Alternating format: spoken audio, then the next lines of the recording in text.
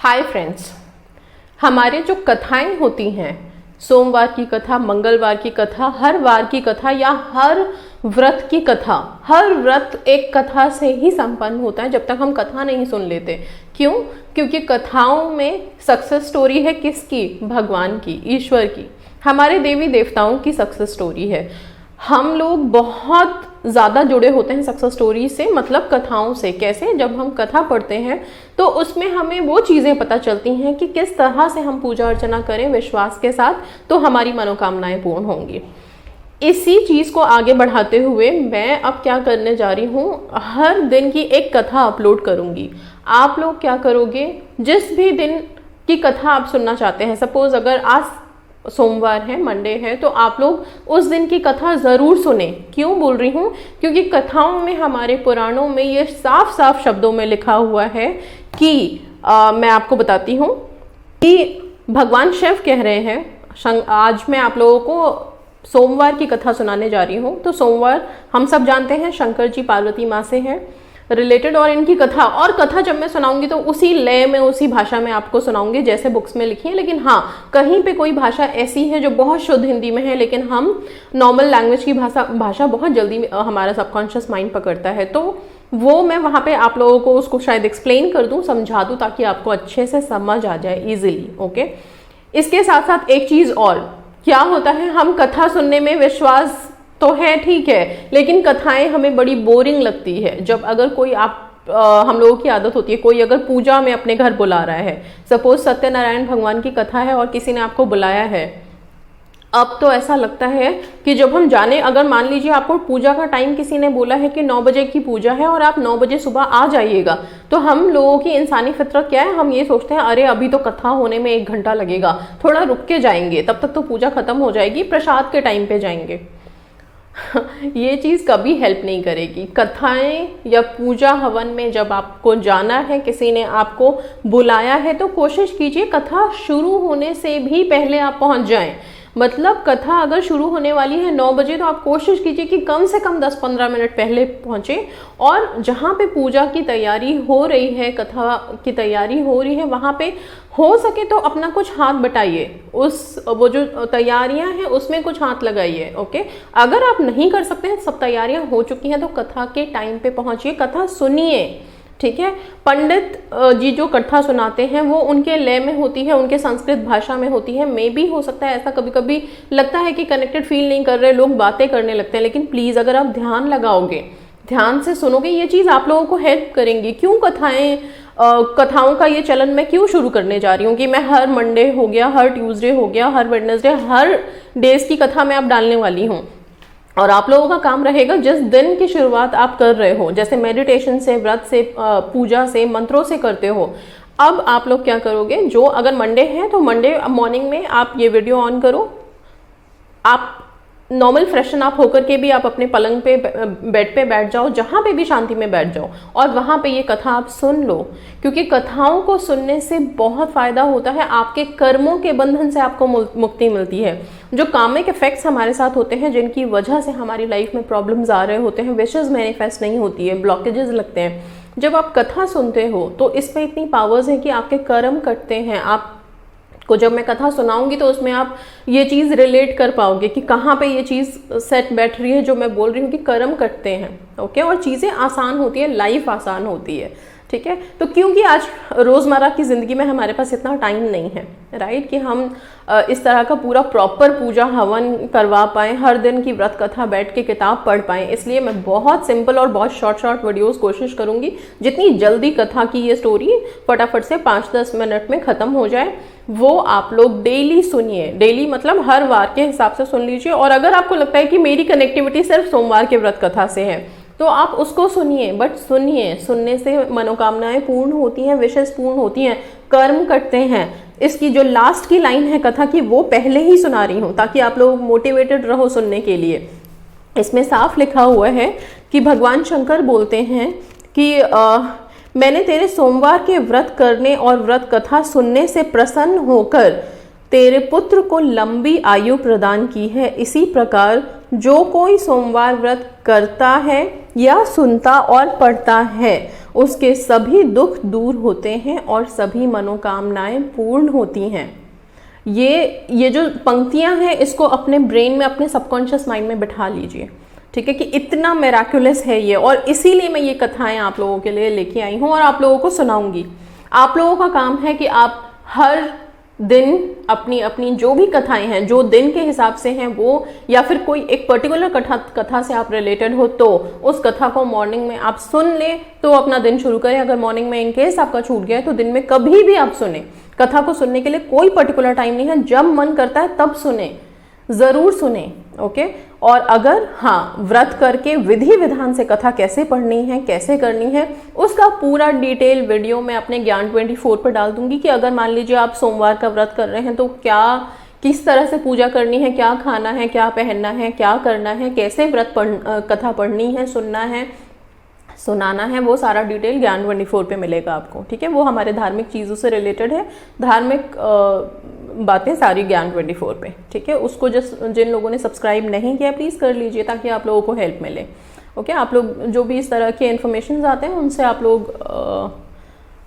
लोगों को पता रहे पहले से एडवांस में, ठीक है।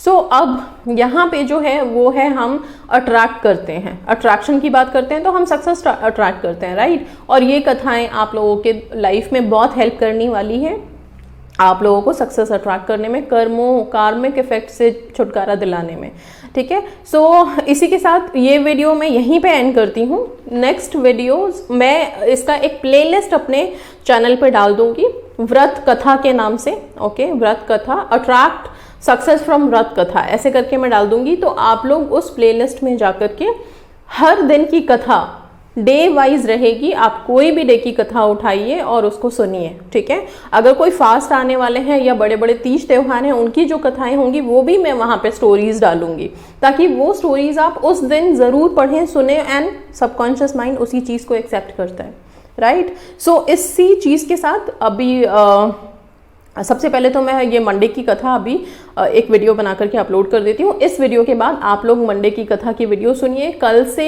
मैंने पहले ही डाल दिया था कि मंगल एक्टिव हो रहा है और उसकी पॉजिटिविटी अट्रैक्ट करने के लिए मंगलवार को, ट्यूसडे को मंगलवार की कथा मैं डालूंगी, वो ज़रूर सुनिए। हनुमान जी की उसमें कृपाएं सुनिए, उनकी उसमें पावर सुनिए, वो बहुत ज़रूरी है। आज सोमवार है तो मैं आज आप लोगों के लिए शंकर भगवान शिव और माँ पार्वती की कथा अपलोड कर दूंगी इस वीडियो के बाद। ये वीडियो यहीं पे ख़त्म करती हूँ मैं।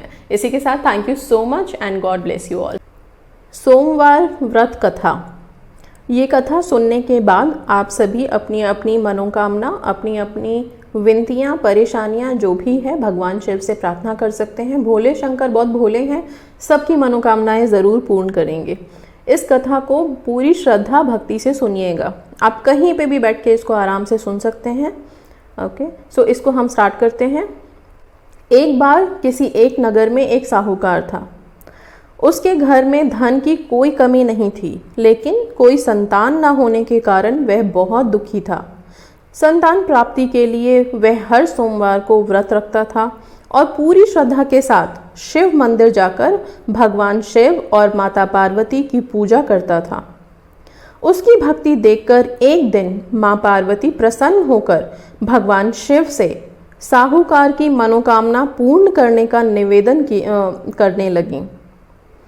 पार्वती जी के आग्रह पर भगवान शिव ने कहा कि हे पार्वती, इस संसार में हर प्राणी को उसके कर्मों का फल मिलता है, जिसके भाग्य में जो है उसे भोगना ही पड़ता है।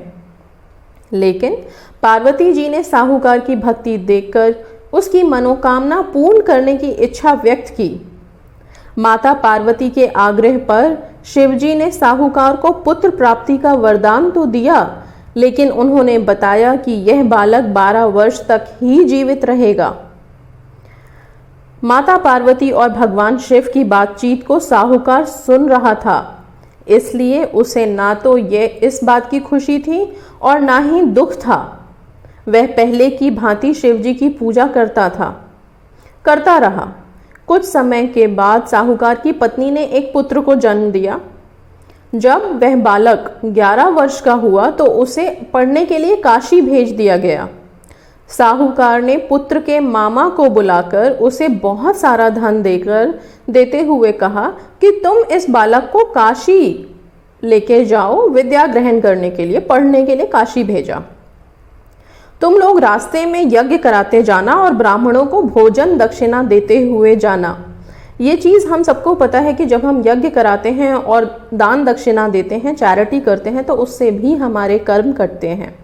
ठीक है। अब इसके बाद क्या हुआ, दोनों मामा भांजे इसी तरह यज्ञ कराते और ब्राह्मणों को दान दक्षिणा देते काशी नगरी निकल पड़े।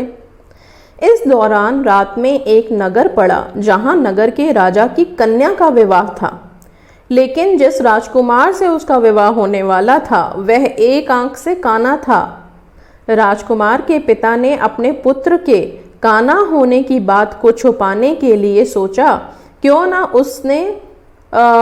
ना साहूकार के पुत्र को दूल्हा बनाकर राजकुमारी से विवाह करा दूं।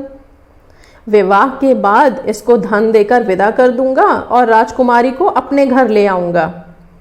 लड़के को दूल्हे के वस्त्र पहनाकर राजकुमारी से विवाह करा दिया गया। साहूकार का पुत्र जो था वो बहुत ईमानदार था। उसे यह बात सही नहीं लगी, इसलिए उसने क्या किया, जैसे ही मौका मिला राजकुमारी के दुपट्टे पर लिख दिया कि तुम्हारा विवाह तो मेरे साथ हुआ है, लेकिन जिस राजकुमार के संग तुम्हें भेजा जाएगा वह एक आंख से काना है, मैं तो काशी पढ़ने जा रहा हूँ। जब राजकुमारी ने चुन्नी पर लिखी बातें पढ़ी तो उसने अपने माता पिता को यह बात बताई। राजा ने अपनी पुत्री को विदा नहीं किया, फिर बारात वापस चली गई। दूसरी ओर साहूकार का लड़का और उसका मामा काशी पहुंचे और वहां जाकर उन्होंने यज्ञ किया। जिस दिन लड़का 12 साल का हुआ उस दिन भी यज्ञ का आयोजन था। लड़के ने अपने मामा से कहा कि मेरी तबीयत कुछ ठीक नहीं है। मामा ने कहा कि तुम अंदर जाकर आराम कर लो। शिवजी के वरदानुसार कुछ ही देर में उस बालक के प्राण निकल गए। शिवजी ने वरदान दिया था कि वो सिर्फ 12 वर्ष तक ही जीवित रहेगा, तो अब 12 वर्ष पूरे हो चुके थे, इसलिए अब इसके मरने का टाइम था। मृत भांजे को देख उसके मामा ने विलाप करना शुरू कर दिया, रोना शुरू कर दिया। संयोगवश उसी समय शिवजी और माता पार्वती उधर से जा रहे थे। पार्वती माता ने भोलेनाथ से कहा, स्वामी मुझे इनके रोने के स्वर सहन नहीं हो रहे हैं, आप इस व्यक्ति के कष्ट को अवश्य दूर करें। माता पार्वती इतनी दयालु हैं, जैसे हम जानते हैं कि हमारे भगवान शंकर भोले हैं, वैसे ही माँ पार्वती हैं, उनकी भी दया बहुत बहुत असीम है। जब शिवजी मृत बालक के समीप गए तो वह बोले कि यह उसी साहूकार का पुत्र है जिसे मैंने 12 वर्ष की आयु का वरदान दिया था।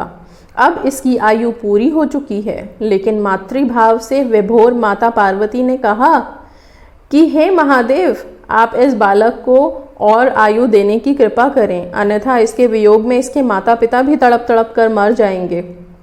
माता पार्वती के पुनः आग्रह पर भगवान शिव ने उस लड़के को जीवित होने का वरदान दिया। शिवजी की कृपा से वह लड़का जीवित हो गया। माता पार्वती से आप सब भी प्रार्थनाएं कर सकते हैं अपनी अपनी इच्छा के लिए। माँ पार्वती शंकर जी को मना ही लेती हैं। आगे की कहानी सुनते हैं। शिक्षा पूरी करके लड़का मामा के साथ अपने नगर की ओर वापस चल दिया। दोनों चलते हुए उसी नगर में पहुंचे जहां उसका विवाह हुआ था। उस नगर में भी उन्होंने यज्ञ का आयोजन किया। उस लड़के के ससुर ने उसे पहचान लिया और महल में ले जाकर उसकी खातिरदारी की और अपनी पुत्री को विदा किया। इधर साहूकार और उसकी पत्नी भूखे प्यासे रहकर बेटे की प्रतीक्षा कर रहे थे। उन्होंने प्रण रखा था। उन्होंने एक प्रण कर लिया था कि अगर उनके बेटे के मरने की खबर आई, मृत्यु का समाचार मिला, तो वह भी प्राण त्याग देंगे। परंतु अपने बेटे के जीवित होने का समाचार पाकर वे बेहद प्रसन्न हुए। उसी रात भगवान शिव ने साहूकार के स्वप्न में आकर कहा, हे श्रेष्ठी, मैंने तेरे सोमवार के व्रत करने और व्रत कथा सुनने से प्रसन्न होकर तेरे पुत्र को लंबी आयु प्रदान की है। इसी प्रकार जो कोई सोमवार का व्रत करता है या कथा सुनता है और पढ़ता है, उसके सभी दुख दूर होते हैं और सभी मनोकामनाएं पूर्ण होती हैं। इसीलिए मैं ये कथा आप लोगों के लिए लेके आई हूँ और इसी के साथ भगवान शंकर को, शिव माता पार्वती को शत शत नमन हम करते हैं, उनके लिए उनसे आशीर्वाद की अर्चना करते हैं, उनसे कृपा मांगते हैं। आप सभी इसी विश्वास के साथ इस व्रत को हर सोमवार को, इस कथा को हर सोमवार को ज़रूर सुने और भगवान शंकर की कृपा के पात्र बने। भगवान शंकर की कृपा से आप सबकी मनोकामनाएं पूर्ण हो जाएं और आपकी ज़िंदगी में जो भी दुख है, तकलीफ़ें हैं, दिक्कतें हैं, वो सब खत्म हो जाए। ठीक है, इस कथा को सुनते समय बस आप ध्यान से कथा सुनिएगा और फिर उस विश्वास के साथ जो ये कथा जगा देती है हमारे मन में, उस विश्वास के साथ अपनी अपनी परेशानियाँ, अपनी अपनी मनोकामनाओं के लिए, इच्छाओं के लिए भगवान शिव से, माता पार्वती से विनती करिएगा, प्रार्थना करिएगा। माँ पार्वती की दया से माँ पार्वती शंकर जी को मना ही लेती हैं, उनकी कृपा से आपकी सारी मनोकामनाएं जल्दी से जल्दी पूर्ण हो जाएंगी। इसी के साथ विदा लेती हूँ। इस कथा को यहीं समाप्त करते हैं, यहीं ख़त्म करते हैं।